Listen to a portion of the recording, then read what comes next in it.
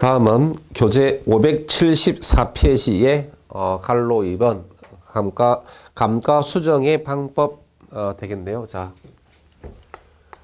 574의 감가 수정의 방법. 자, 지난 시간에 우리가 원가법에 의해서 대상부동산의 감정평가액을 결정할 때 그 구한 가액을 우리가 적산가액이다라고 했습니다. 적산가액은 뭐다? 재조달 원가에서 마이너스의 감가 수정이다. 감가 누계액을 뺀 것을 말합니다. 그래서 자, 이 시간에는 뭐다? 감가 누계액을 산정하는 방법에 대한 종류들에 대해서 공부를 하는데 일단 설명 문제로서 출제가 되는 파트가 됩니다. 아시겠죠? 자, 감가 수정 방법으로서 이제 그 갈로 이번 제목 아래 있죠. 그냥 쭉 언더라인. 자, 중요한 것들이 있습니다. 경제적 내용연수 기준. 자, 거기다가 박스하시고 우리가 내용연수는 뭐다?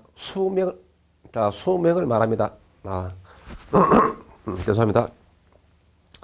내용서 수명인데 그 수명의 종류에는 물리적 수명, 그 다음에 또 기능적 수명, 경제적 수명, 법률적 수명이 있습니다.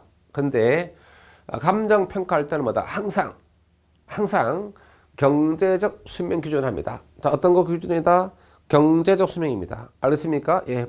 그 대상부동산이 경제 가치로서 존재할 때 그때의 뭐다 수명이죠. 뭐 수익이 계속 발생한다든지 어떤 시장 수익이 계속 유지가 된다든지 경제적 가치가 존재하는 때의 그 나이를 갖다가 경제적 수명이다라고 말합니다.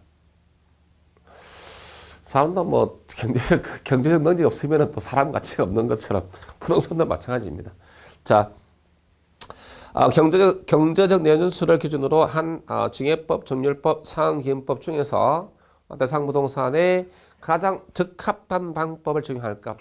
이 경우에 자, 여러 가지 물리, 기능, 경제적 감가 요인을 고려해서 관찰 감가 등을 조정하거나 다른 방법을 따라 감가 수정할 수 있다라고 그렇게 규정이 되어 있습니다. 그래서 그러니까 가장 적합한 방법을 하나 선택하고 또 다른 그것이 또 역시 부적절할 때는 뭐 다른 방법에 따라서 관찰 감가 등에 따라서도 할 수 있다라고 하는 것을 이야기합니다. 예.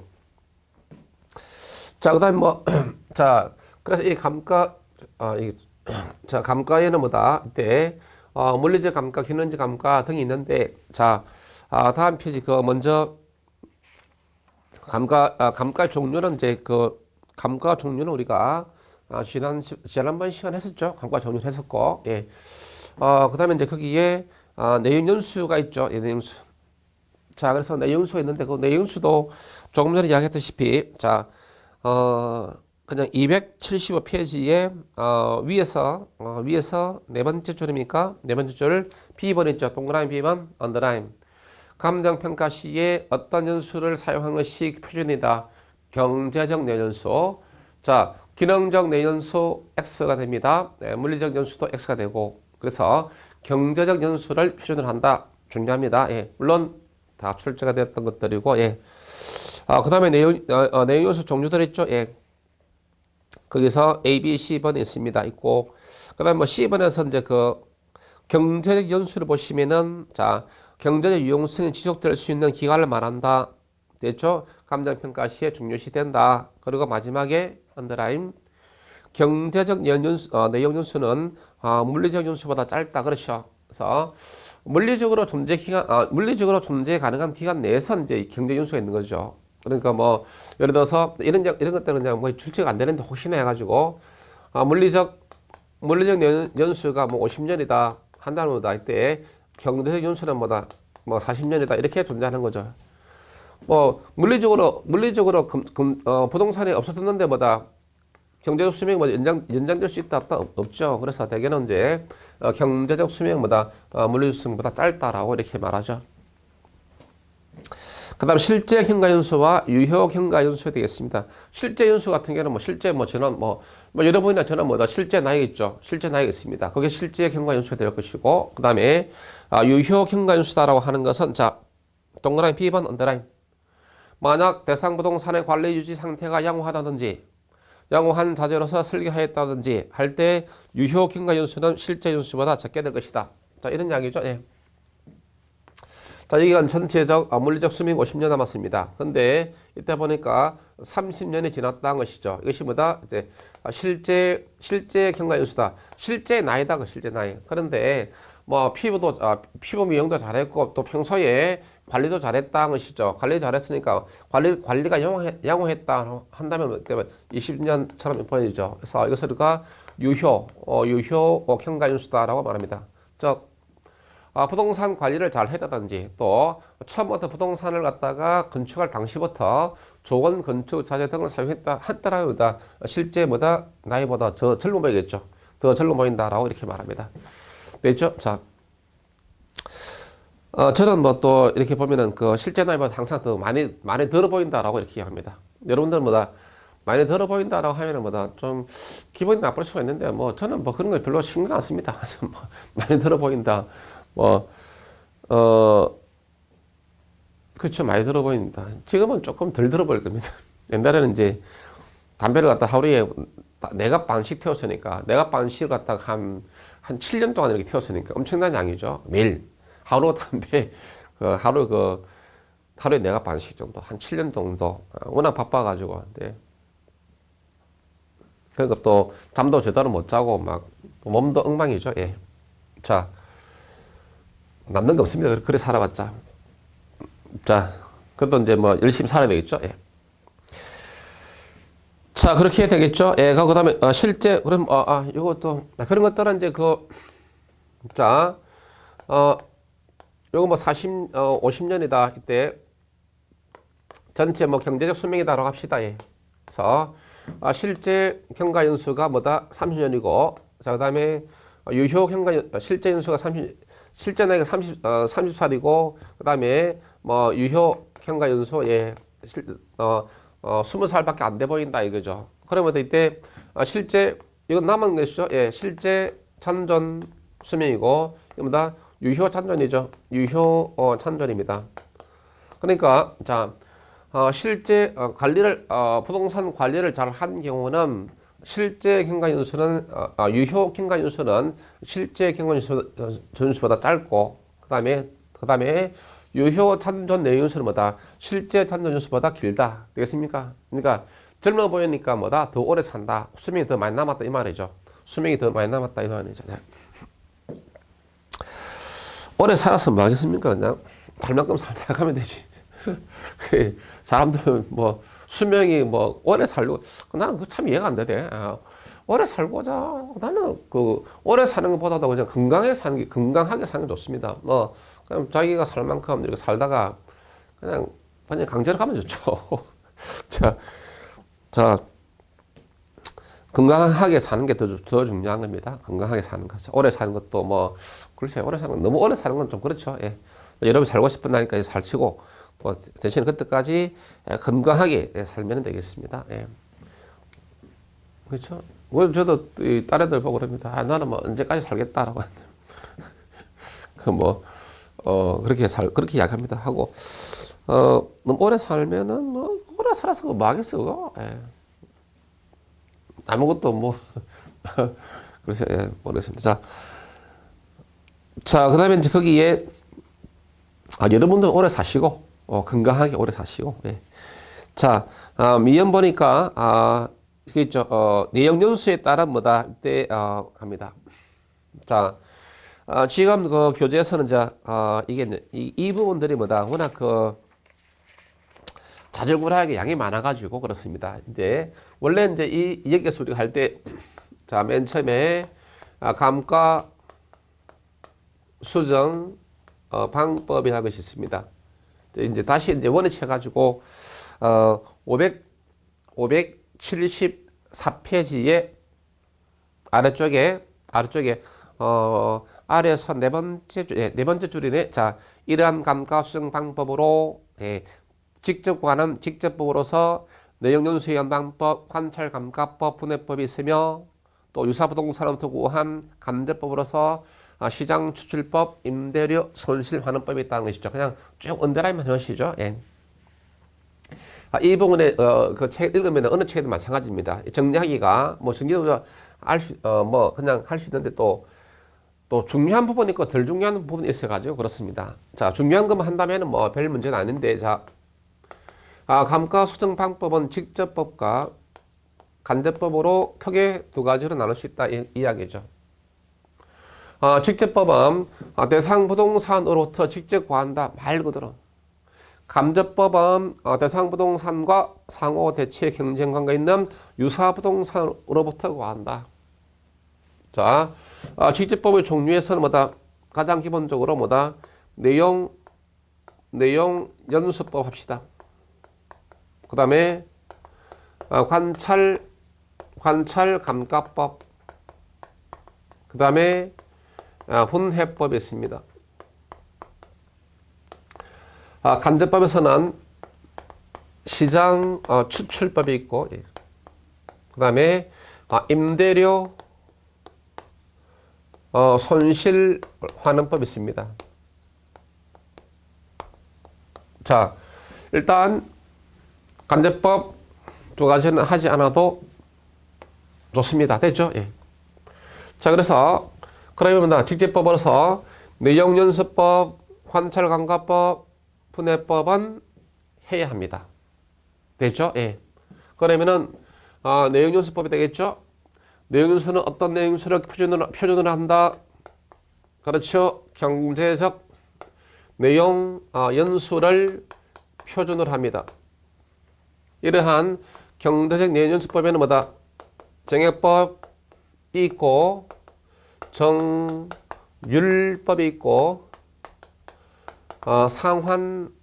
상환기금법이 있습니다. 세 가지 해야 됩니다. 예. 자, 정액법은 이때 그래서 그 내용들은 이제 하나씩 우리가 지금 우리가 들어갈 부분이 다시 575페이지에 있는 동그라미형 내용연수에 의한 감가수정 방법 있죠? 연수수행법. 자, 세 가지가 있습니다. 있죠? 그것에 대해서 이제 밑에 표에서 정액법, 정렬법 두 가지를 상대적으로 비교하는 표이죠, 표. 그 표에 있는 것들을 해야 됩니다. 즉, 포인트가 정액법하고 정률법의 차이점, 특징을 비교 구분할 수 있는 능력이 요구됩니다. 오케이? 자, 그러면 일단은 제목 속에 그 뜻들이 담겨 있습니다. 정액법이다라고 하는 것은 매년 감가액이죠. 매년 감가액, 매년 책에 다 있습니다. 이런 것에다가 박스 놓습니다. 매년 감가액이 일정하다. 그래서 뭐다? 그래서 정액법. 매년 감가액이 일정하다. 그래서 뭐다? 정액법이다라는 것이죠. 매년 감가액이 일정하다. 정률법은 매년 감가율이 일정하다. 그래서 정률법. 됐습니까? 예. 감가액이 일정하다. 정액법. 감가율이 일정하다. 정률법 됐죠. 감가액과 감가율이 일정하다. 자, 그렇게 구분하시면 됩니다. 예. 자, 그 다음에 정률법에서는 뭐다? 따라서 이런 이야기죠. 자, 한번 우리가 생각해 봅시다. 예. 평가 대상 부동산의 뭐다? 그냥 수명입니다. 예. 자, 수명이 뭐다? 50년이다라고 이렇게 생각해 봅시다. 그러면 50년 동안에 총 감가이죠. 여기 만약에 이제 뭐 내가 부동산을 취득하였을 때 10억에 취득했다. 수명 종료 시점 보니까 뭐다? 편에서 하는 이야기입니다. 5억, 찬존 가치가 5억이더라. 그러면 뭐다? 10억짜리가 5억짜리에 건물이 되어졌죠. 총 감가가 얼마? 이건 헷갈립니까? 예, 4억 할까? 예. 자, 4억이다. 10억짜리가 나중에 뭐다? 종료 시점에 4억이더라. 그래서 총 감가액이죠. 총 감가액입니다. 그냥 편의상 이렇게 한 겁니다. 예. 총 감가액이 얼마입니까? 6억 되겠죠. 자, 그래서 그러면다 정액법보다 매년 감가액이 일정하죠. 그러면 우리가 매년 감가액입니다. 간단하죠. 매년 감가액이다라고 하는 것은 뭐다? 총 감가액이 얼마입니까? 6억. 자, 그 다음에 전체 남아있는 수명이 몇 년입니까? 50년 합시다. 나누기 뭐다? 50년 하면 되겠죠. 그러면 뭐다? 돈 하나 주고 6천만 원 나누기 5 하게 되니까 그래서 1200. 그러니까 매년 1200만 원씩이죠. 매년 뭐다? 매년 감가액이죠. 매년 감가액이 1200만 원씩입니다. 매년 감가액이죠. 매년 감가액은 뭐다? 매년 얼마다? 자, 이거 매년 감가액은 뭐다? 뭐 나누니까 뭐다? 1200만 원씩. 1200만 원씩이죠. 매년 감가액은 1200이죠. 매년 1200씩. 쭉 일정하죠. 일정하게 1200만 원씩, 1200씩 감가가 돼서 갑니다. 몇 년 동안? 50년 동안 이 말이죠. 자, 그래서 매년 감가액이 일정하다. 그래서 뭐다? 정액법 하는 것이죠. 버리면은 뭐다? 감가 누계이죠. 감가 누계액은, 예. 경과연수에, 여기 다 있습니다. 경과연수에 정비례에서 증가합니다. 정비례에서 증가한다. 예. 증가한다는 것이죠. 감가 누계입니다. 누계금액. 누계금액이 뭐다? 경과연수에 정비례에서 증가한다. 언더라인. 자, 만약에 이제 1년, 여기 1년 지났다, 2년 지났다. 감가 누계는 뭐다? 감가 누계 2년입니다. 1200 하니까 얼마? 2400. 또 3년 지났다, 3년 지났을 거다. 또 1200 플러스. 또 4년 지났다, 또 얼마? 1200 플러스. 또 5년 지났다, 또 1200 플러스. 또 6년 지났다, 또 1200 또 플러스 되겠죠. 경과연수의 정비례에서 뭐다? 증가한다. 됐죠? 감가 누계액은 경과연수의 정비례에서 증가한다. 됐죠? 예. 자, 그 다음에, 자, 이러한, 여기다 계속해서 여러분들은 뭐다? 이러한 감가액은 뭐다? 이자입니다. 이자를 고려하지 않습니다. 증액법에 대해서는 뭐다? 이러한 감가 금액에 대해서 이자를 고려하지 않습니다. 자, 이게 어떤 양이냐면, 자, 여러분들이, 감가액만큼 뭐다? 감가액만큼 뭐다? 그리고 세금 공제 혜택이 부여되죠. 자, 그런데 1200만 원을 이렇게 먼저 공제해 주니까 사실상 1200이라는 것은 뭐다? 나중에 이제 매년 1200이 되는 거고, 공제해 주는 것만큼 뭐다? 이익을 보는 거죠. 그럼에 대해서 우리가 이제 그만큼 다 이자를 갖다가 산정하지 않는다. 원래는 뭐다? 이익을 본 것만, 우리가 이제 그러니까 은행에 예금한 것처럼 뭐다? 1200을 내가 공제받았다. 그러니까 1200에 대해서 뭐다? 내가 1200 예를 들어서 1200을 공제받는 것만큼 내가 세금을 적게냈죠. 적게낸 그 세금 가지고, 그것도 1200만 원 가지고 내가 다른 은행에다가 예금해 넣었습니다. 그렇죠. 공제받았으니까. 내 호주머니에서 덜 나갔으니까 1200만 원. 그걸 갖다가 은행에다가 예금해 놓으면 뭐다? 은행이, 1200에 대한 은행 이자가 붙죠. 그 이자도 사실은 뭐다? 여러분들의 뭐다? 수익이 되겠죠. 그 부분 뭐다? 고려하지 않는다는 것입니다. 아시겠습니까? 예. 자, 이자를 고려하지 않는다. 자, 이런 것들은 또 정액법 뭐다? 건물이죠. 건물에 뭐다? 적당하다라는 것이죠. 됐습니까? 합니다. 그 다음에 정률법입니다. 정률법.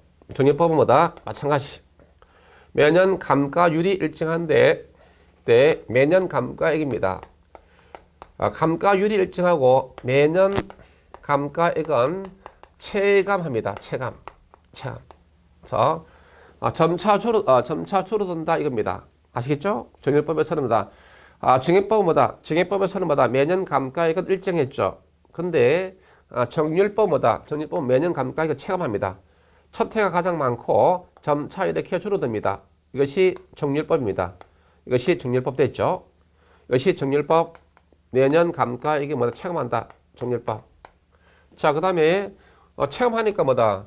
이 말은 뭡니까? 처음에는 많고 점차 적어진단 말이죠. 그러니까 처음에 많으니까 뭐다? 예, 초기 감가죠. 초기 감가. 누계액이 크다 작다? 크다 하는 것이 언더라인. 지금 표에 다 있습니다. 지금 내가 판사하는 내용들에 대해서만 언더라인 해놓습니다. 초기 감가 누계액이 크다라는 이야기죠. 처음에 많이 했으니까. 자, 그 다음 역시 뭐다? 이 부분도 이자를 갖다가 고려하지 않습니다. 그리고, 정렬법 같은 경우는 뭐다? 기계 종류죠. 기계 종류에 타당하다는 것이 기계 종류. 되겠습니까? 예. 공식은 뭐 안 해도 됩니다. 공식은. 복잡하니까. 자, 그래서 이게 정렬법 이렇게 가겠습니다. 그래서 일단은 뭐다? 기본적으로, 증액법하고 정렬법 있죠. 제가 판사한 거 있었습니다. 판사한 거 내용들만 중심으로 비교를 해놓습니다. 그 나머지는 절대 하지 말고 알겠습니까? 예. 하고, 그 다음에 뭐 계산은 뭐다? 정액법이 좀 더 간편합니다. 간편하고. 자, 그 다음에 상환기원법입니다. 상환기원법인데, 이 상환기원법 뭐다? 이때 주로 이제 감가액을 구하는데, 이 감가액에 대해서 뭐다? 이자입니다. 이자를 갖다가 고려합니다. 이자를 고려해서 감가 누계를 하는 방법입니다. 자, 그리고 주로 이제 나머지 또 공식이 복잡하니까 할 필요 없고, 그 다음에 또 이 상환기원법 뭐다? 광산이죠, 광산에서 광산의 평가 시에는 주로 뭐다? 상환기원법을 쓴다는 것이죠. 자, 그래서 정액법은 건물 평가 시 주로 사용되고, 정률법은 뭐다? 기계 종류에서 주로 사용되고, 기계 종류 평가 시에, 그 다음에 상환기원법은 광산 평가 시에 주로 활용된다. 됐죠? 자, 그 다음에 이자를 고려한다로 하는 그런 것들을 중심으로 합니다. 자, 되겠습니까? 예. 자, 그런데 여기는 뭐다? 이제 이렇게 쭉 전체 다 해가지고, 묶어가지고, 어차피 여기 보니까 뭐다? 다 공식이죠. 공식에 근거해서 다 뭐다? 예. 공식에다 대입해가지고, 감가액을 갖다가 산정하게 됩니다. 자, 공식에 의해서 구하니까 어떻게 했습니까? 상당히 이론적이겠습니까? 한 거라 뭐다? 이때. 실제적이겠습니까? 상당히 뭐다? 이론적입니다. 그래서, 이론적 감가 이렇게 말하죠. 공식에 의해서 다 하니까 이론적 감가. 그러니까 공식에 사니까 뭐다? 현실과 부합되지 않을 수도 있죠. 그렇죠? 현실과 부합되지 않을 수도 있다는 것입니다. 자, 그래서 이제 문제가 생길 수 있죠. 그래서 이제 등장한 것이 뭐다? 관찰감가법이죠. 관찰감가법 뭐다? 감정평가사가 대상부동산을 육안으로 관찰해서, 말 그대로 육안으로 관찰해서 감가하는 방법이다. 다시 한 번 더. 관찰감가법은 감정평가사가 평가 대상 부동산을 육안으로 두 눈으로 관찰해서 감가하는 방법이다 하는 것이죠. 자, 감정평가사는 뭐다? 평가사 전문가죠. 전문가가 됩니다. 자, 그래서 전문가의 사기 때문에 직접 보고 사기 때문에 대단히 뭐다? 실제 평가다라고 이렇게 이야기를 합니다. 되겠죠? 자. 내용연수법이죠. 연수수민법. 연수수민법은 뭡니까? 이론적 평가다라고 말합니다. 또 실제 발생감가 또는 뭐 실제 발생감가다라고 이렇게 말합니다. 자, 그런데 이제 문제가 있죠. 똑같은 뭐다? 현재 여러분이 가지고 있는 부동산입니다. 감정평가사 A가 오전에 와서 뭐다? 감정평가사 A가 오전에 와서 평가해 보니까 감가 총액 2억이다 라고 했는데 오후에 또 다른 감정평가사 B가 와서 평가해보니까, 관찰해보니까 뭐다? 감가액 3억이다. 그러니까 평가사가 다르면 뭐다? 평가 대상 물건은 하나일지라도, 감정평가사마다 관찰 감가 결과, 감가액이 같겠다, 다르겠다, 다르죠. 따라서, 관찰 감가법 뭐다? 대단히 주관적이다, 객관적이다, 주관적이다. 여기에 단점. 그래서 이게 자주 출제됩니다. 관찰감가법에 의한 감가 수정은 매우 객관적이다. OX, X. 주관적이다. 아시겠죠? 왜 주관적이냐? 조금 전에 예를 들어서 설명했죠. 평가사마다 뭐다? 관찰 감가액은 같다, 다르다. 다르다. 같을 수가 없죠. 사람이 다른데. 그거는 같아도 아시죠? 자, 갑니다. 자, 그 다음에 이제 그렇게 해서 이 부분을 갖다 하고, 그 다음에, 예. 분해법 있죠? 예. 분해법에 대해서는 어디냐면은 뭐다? 예. 거기에, 예. 578페이지. 578페이지 분해법 있습니다. 지금 했던 것들 다 키포인트 다 찾아서 여러분들이 다 박스해야 됩니다. 분해법은 감가 요인별로 분해했습니다. 자, 물리적 감가, 기능적 감가, 경제적 감가. 물리적 감가 5천만 원, 기능적 감가 6천만 원, 경제적 감가 3천만 원. 이런 식으로 해가지고 감가 요인별로 감가 금액을 산정해서 전부 다 합산하는 방식. 아시겠죠? 거기 뭐다? 그냥 말 그대로 분해해서 감가한다. 어떻게? 감가 요인별로 분해하여 감가 금액을 산정하고 전부 다 합산해서 가는 방식이 분해법이다. 그래서 또는 다른 말로 네 구성분의 방식 있죠. 제목에 갈로 써 있죠. 네 구성분의 방식이다라고도 그렇게 말한다. 됐죠? 예, 그렇게 정리가 되기를 바랍니다. 나머지는 여러분들이 뭐다? 그 밑에 것들은 할 필요 없고 대신에 579페이지 가서 감정평가 시 유의사항이 있죠. 갈로 3번. 자, 동그라미 1번, 2번, 3번, 4번 다 해야 됩니다. 예, 1번. 감가 요인이 뭐다? 각각 별도로 작용하는 것이 아니고 복합적으로 작용하죠. 사실 우리가 이론적으로 물리적 감가, 기능적 감가 이런 거 구분할 수 있지만 뭐다? 실제 기능적 감가하고 물리적 감가하고 어느 선까지가 물리적이냐 기능적이냐 상당히 구분하기가 쉽지 않습니다. 자, 그 다음에 또 2번 물리적 기능적 감가에는 뭐다? 치유 가능한 경우도 있고 치유 불가능한 경우도 있다. 자, 예를 들어서 이거죠. 건물입니다. 건물이 완전 반파되었다. 뭐 지진에 의해서든 뭐든 간에. 자, 건물이 반파된 경우는 뭐다? 치유할 수 있다 없다? 없죠. 그럴 때는 뭐다? 치유 불가능한 파손이니까 물리적 감가. 치유 불가능한 물리적 감가. 자, 그 다음에 이렇게 보니까 뭐다? 창문이 있는데 창문 쪽에 뭐다? 뭐 창틀이 하나 부러졌다는 것이죠. 창틀이 하나 파손됐다. 창틀이 하나 파손됐다.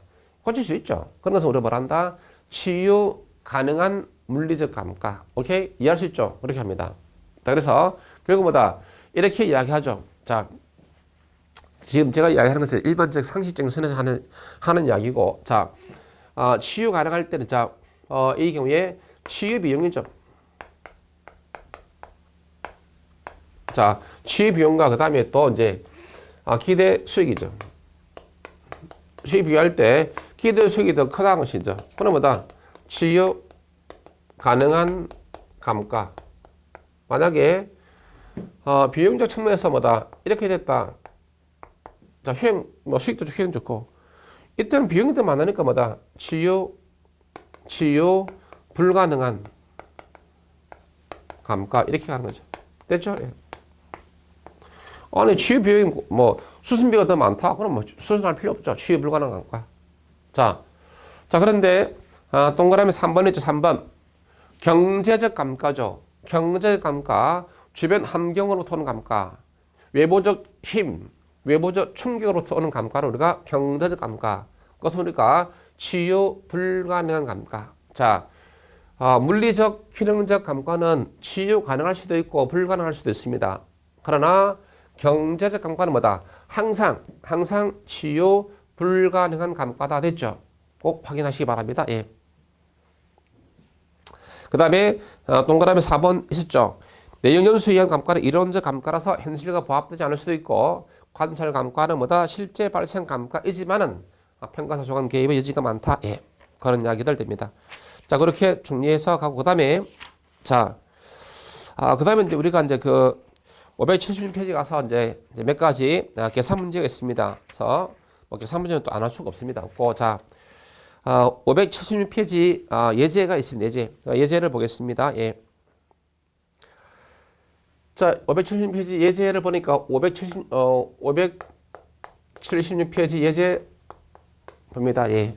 그 예제가 기존 시점이 현재보다 기존 시점이 옛날 예제라 그렇습니다. 2005년도 10월 달이다. 자, 2005년도 한참 때는 예. 그 2005년도 같으면은 자, 이때가 기준 시점 예. 2005년도 10월 달이다. 예. 그다음에 2000 준공 시점보다 2003년도 5월 달에 보다 준공했습니다. 준공 시점이고 이때가 기준 시점이다 됐습니다. 됐죠? 예. 자, 이 당시에 건축비가 얼마 됐습니까? 2억이다. 건축비가 2억이다. 예. 자, 그 다음에 건축비는 매년 얼마씩 10%씩 상승했습니다. 예. 그 다음에 기존 시점에서 잔존 연수죠. 48년 남았습니다. 이 이야기는 뭐다? 예. 이때가 잔존 수명이죠. 예. 잔존 수명이 48년입니다. 근데 여기서 경과연수죠. 경과연수가 몇 년 지났습니까? 2년 지났죠.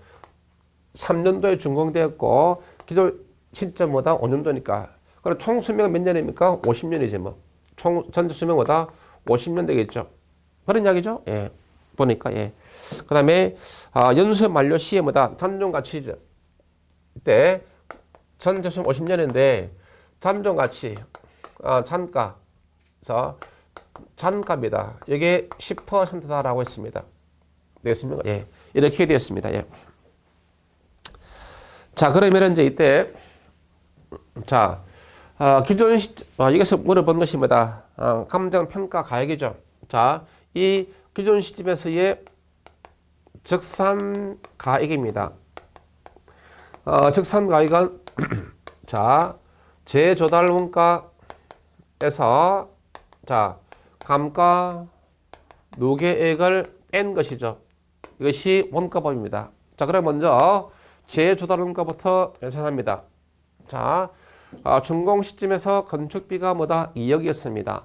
그런데 매년 몇 %씩 10%씩 건축비가 뭐다? 상승한댔죠. 그러면 뭐다? 2억에다가 자, 매년 10%니까 1 플러스 0.1에 뭐다? 몇 년 지났습니까? 2년 지났습니다. 그래서 제곱해 줍니다. 됐습니까? 그러면 뭐다? 이것이 뭐다?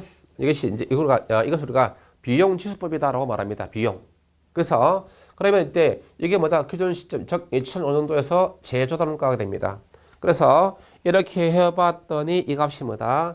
2억 4,200만 원이라는 것입니다. 즉 기존 시점에서 다시 지으면 뭐다? 얼마가 들어간다? 2억 4,200이 들어간다. 그런 뜻입니다.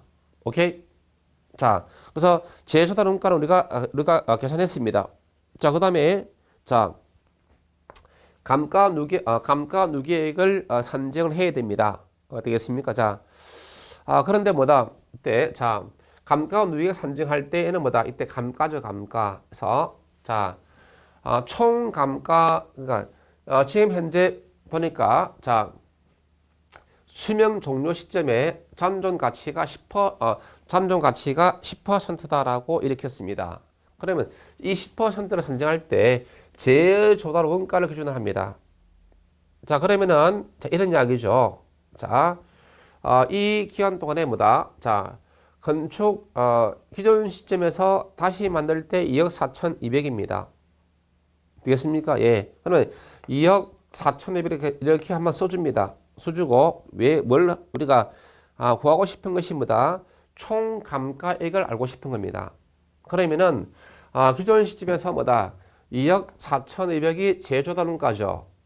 그 다음에 자, 수명 종료 시점에서는 뭐다? 10% 잔존 가치입니다.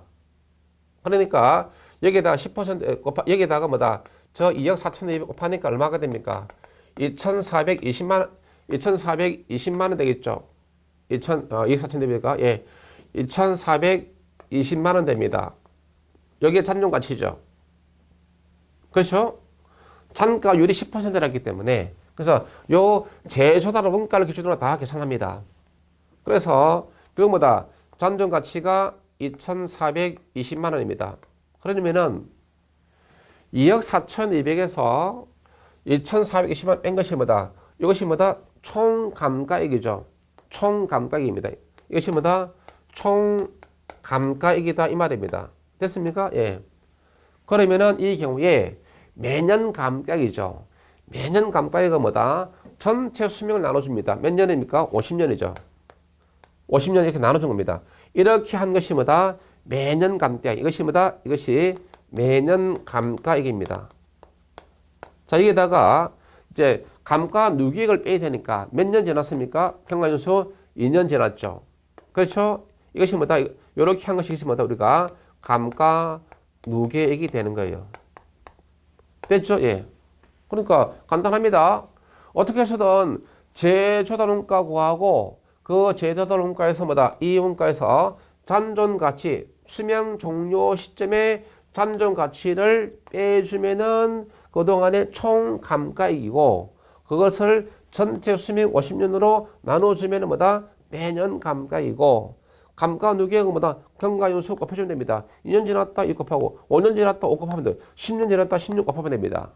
그렇게 해서 빼주면 됩니다. 아시죠? 그렇게 해석하니까 이 경우에 뭐 이렇게 해석하면 뭐다? 이렇게 이제 2억 이걸 계산하면은 이것을 계산하게 된다면은 뭐다? 이때 거기에서 놓겠죠. 예. 2억 뭐 3,300에서 이렇게 책했습니다. 이렇게 놓게 된다. 요 내용들이 중요한 거죠.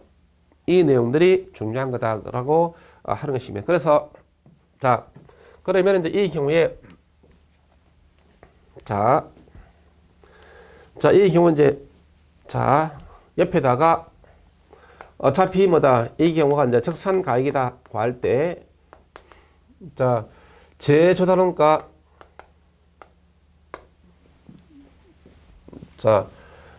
원가법에서 계산 문제는 이거 하나만 해놓습니다. 예, 나머지는 뭐 하지 말고 적산가액입니다. 이 속에 다 있는 거죠, 그냥. 예.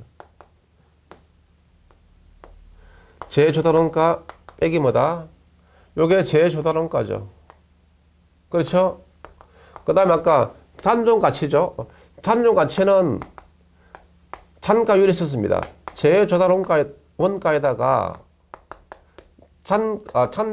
잔존가치율 있죠. 비율. 예. 아까 10% 했죠. 여기다가 예, 전체 내년수.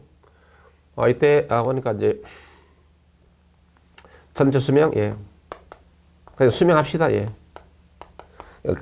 전체 경과 연수 내용 연수인데 그냥 수명. 경과 수명. 경과 연수입니다. 뭐 객관식이니까. 경과 내용 연수입니다. 근데 수명합시다. 이렇게. 이렇게 한 거죠. 이렇게. 아까 2억 4,200, 2억 4,200, 2억 4,200에다가 10% 0.1 하니까 2,420만 원. 50년, 2년. 됐죠? 예.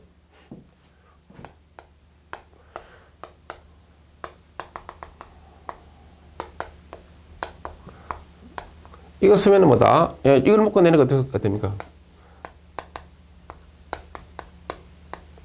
이거 빠져버리니까 1 하고 마이너스 뭐다? 잔존가치. 그러니까 잔가율 합시다. 경과수명.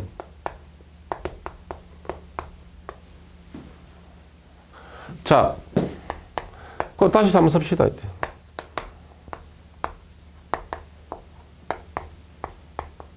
자, 전체 수명.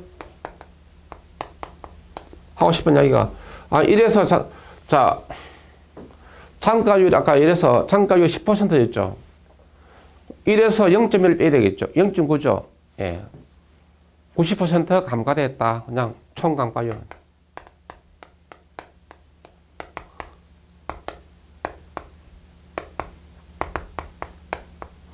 이렇게 해도 됩니다. 자, 조금 전에 얘에서 이것만 계산하면 됩니다. 2억 4,200. 됐죠? 이 방식으로 해볼까요? 예. 아니, 잔존 가치가 10%니까 총 감가는 몇 퍼센트? 남아있는 가치가 10%고 90% 감가됐다는 이야기죠. 아니, 전체 100%인데, 100%인데, 남아있는 것이 뭐다? 10%가 남아있고, 나머지 뭐다? 90%가 감가됐다는 이야기죠. 그러니까 뭐다? 이때 0.9, 50년, 2년 해줍니다.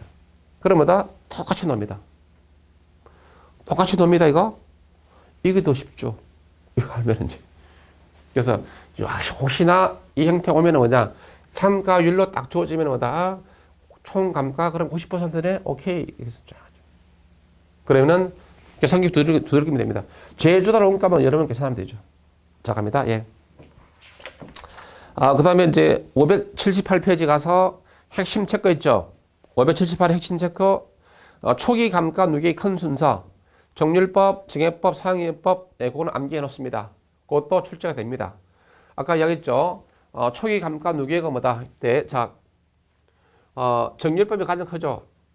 크고, 그 다음에, 자, 증액법, 그 다음에 상환기원법, 이렇게 됩니다. 됐죠? 예. 자, 그렇게 정리를 하시고 합니다. 예. 자, 이렇게 해가지고,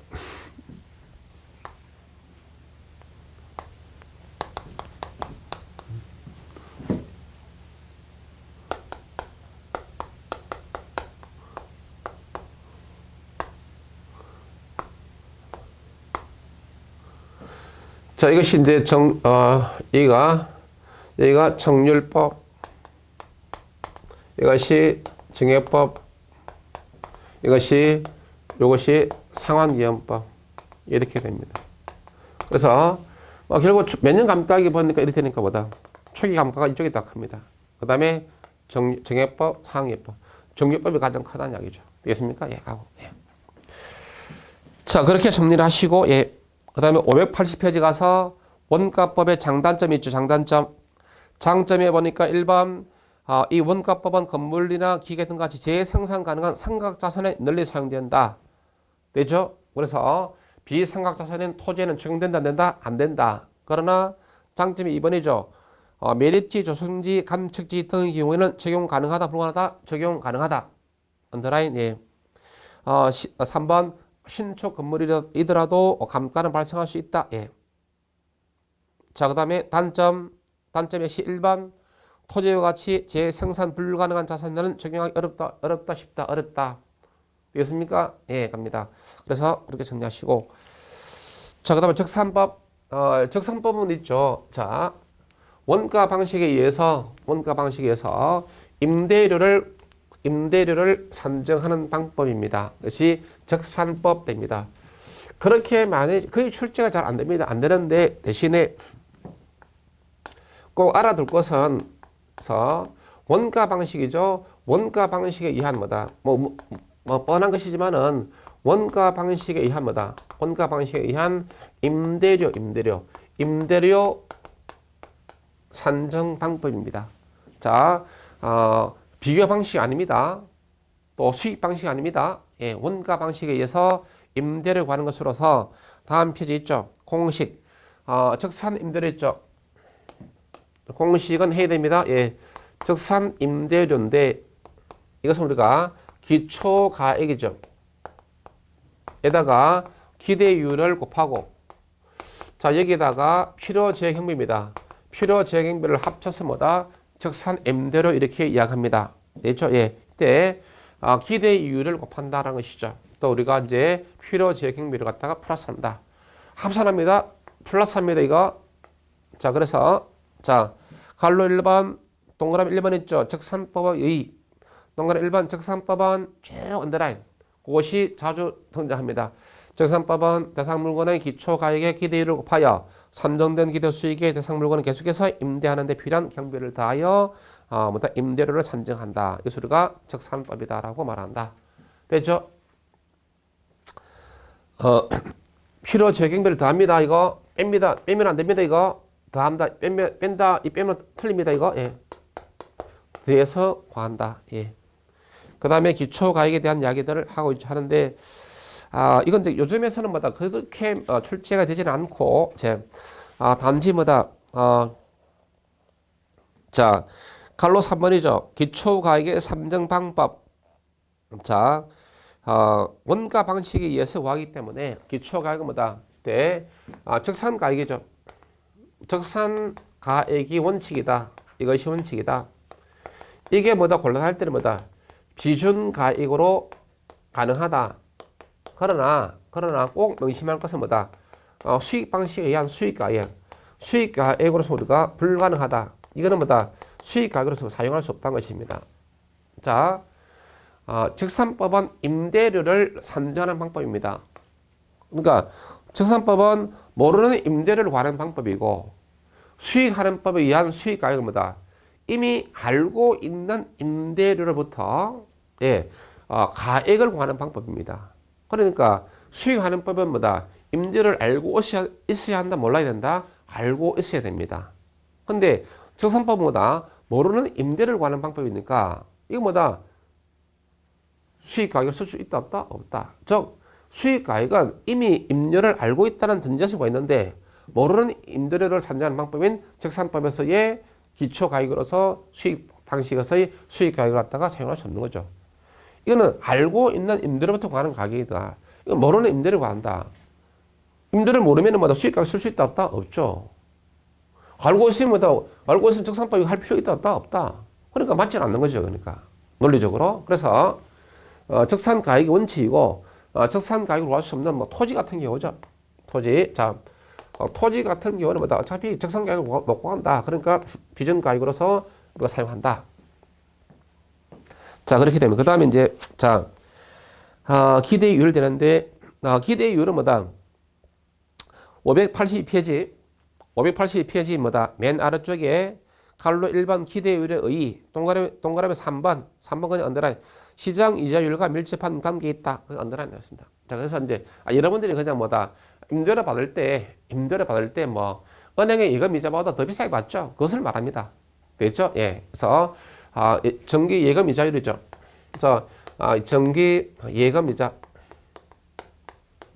이자율을 기초로 한다. 이것을 기초로 한다. 이것보다 더 비싸게 받는 거죠. 그렇죠? 아니 뭐 임대료 여러분 받을 때 은행의 예금 이자보다 비싸게 받지 싸게 받습니까? 그냥 예, 그것을 말합니다. 그다음 필요 재경비죠. 필요 재경비 항목인데 자 583페이지 있습니다. 됐죠? 예. 갈로 2번 필요 재경비 감가상각비 포함 감가상각비 박스 동그라미 2번 조세 공과 항목에서 동그라미 디귿 소득세 법인세는 포함되지 않는다. 중요합니다. 소득세 법인세는 포함되지 않습니다. 유지관리비 동그라미 니은 언더라인 대수신비와 같은 자본적 지출액과 수수료, 전기료 등이 있죠. 이런 것들은 뭐 공익비입니다. 이런 것들은 포함되지 않습니다. 되겠습니까? 예. 이것은 뭐다? 포함되지 않는 것 있죠. 않는 것. 그러니까 소득세 포함되지 않습니다. 그 다음에 대수신비 포함되지 않습니다. 전기도 수수료 있죠. 공익비 사용료, 예, 그것도 포함되지 않습니다. 전기료는 뭐냐? 한국전력이 내는 거고, 알겠습니까? 그 임대인의 수입이 아니죠. 전기료 같은 거. 그래서 그런 것들은 포함되지 않습니다. 그래서 대상부동산 운영과 관계된 비용이 아니라는 것이죠. 자, 그렇게 해서 구분하시고 나머지는 뭐 할 필요 없습니다. 자, 여기까지 해서 전체 원가 방식에 대한 내용을 마무리하겠습니다.